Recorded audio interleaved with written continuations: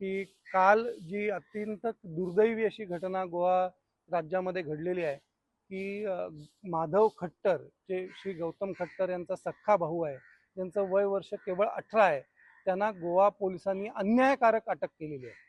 श्री गौतम खट्टर यांच्यावरती गोवा पोलिसांनी आरोप केलेले आहेत की त्यांनी ख्रिश्चन पंथाच्या काही भावना दुखावल्या आणि त्यांच्या शोधासाठी म्हणून गोवा पोलीस उत्तराखंडला गेले होते। ते घरी सापडले नाहीत, ती व्यक्ती घरी मिळत नाही, म्हणून गोवा पोलिसांनी त्यांना नोटीस देण्याच्या ऐवजी तेथे त्यांच्या घरामध्ये जो 18 वर्षाचा त्यांचा सख्खा भाऊ होता, जो LLBच्या प्री फर्स्ट इयरला आहे, आपण कल्पना करू शकता की वय वर्ष 18, कॉलेजचं पहिलं वर्ष, त्या मुलाला कोणताही त्याचा संबंध नसताना गोवा पोलीस उचलून घेऊन आले, विशेष विमानाने घेऊन आले आणि त्याला अटक केली। आणि त्याच्यावरती आरोप काय ठेवला तर त्या मुलांनी गौतम खट्टर यांना भाषण लिहून दिलं। अरे वा, ही कुठली गोष्ट आहे? 18 वर्षाचा मुलगा, अरे गौतम खट्टर एक प्रसिद्ध युट्यूबर आहेत, त्यांना कशाला कोणी भाषण लिहून देण्याची गरज आहे? पण केवळ ख्रिश्चनांना दाखवण्यासाठी की बघा आम्ही किती संवेदनशील आहोत, आम्ही कशा पद्धतीने आम्ही हिंदू युवकांचा अटक करतोय, तुमच्या भावनांचा आदर राखतोय, हा दिखावा करण्यासाठी एका हिंदू युवकाचा बळी गोवा राज्याच्या पोलिसांनी दिलेला आहे। आणि याचा सनातन संस्था आणि सर्व हिंदुत्ववादी संघटना तीव्र शब्दामध्ये निषेध करतायत। आम्ही याच्यावरती आंदोलन उभारू। सर्व हिंदुत्ववादी संघटनांच्या भावना प्रक्षुब्ध आहेत, हे गोवा सरकारने लक्षात घेतलं पाहिजे।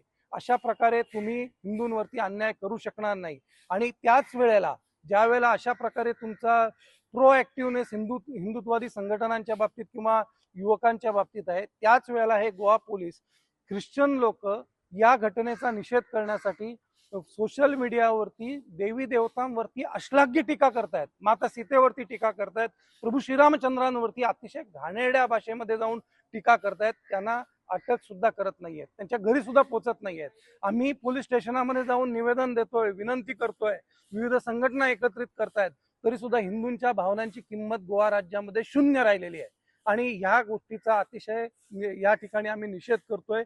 आम्ही उत्तराखंडचे मुख्यमंत्री माननीय पुष्कर धामी यांना देखील विनंती करतोय की उत्तराखंडचा एक युवक आज तुरुंगामध्ये आहे, आपण या प्रकरणामध्ये लक्ष घाला, हा अन्याय आपण वेळीच थांबवा, या मुलाचं आयुष्य उद्ध्वस्त होत आहे ते वाचवा आणि कायद्याला जे काही आहे ते प्रोसिडिंग करू दे, परंतु अशा प्रकारचा अन्याय हिंदुत्ववादी संघटना कदापि सहन करणार नाहीत।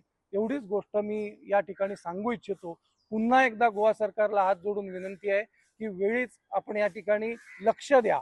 आपल्या राज्यामध्ये हिंदुत्ववादी राज्य आहे, अशा राज्यामध्ये असा अन्याय होऊ नये हीच अपेक्षा आहे।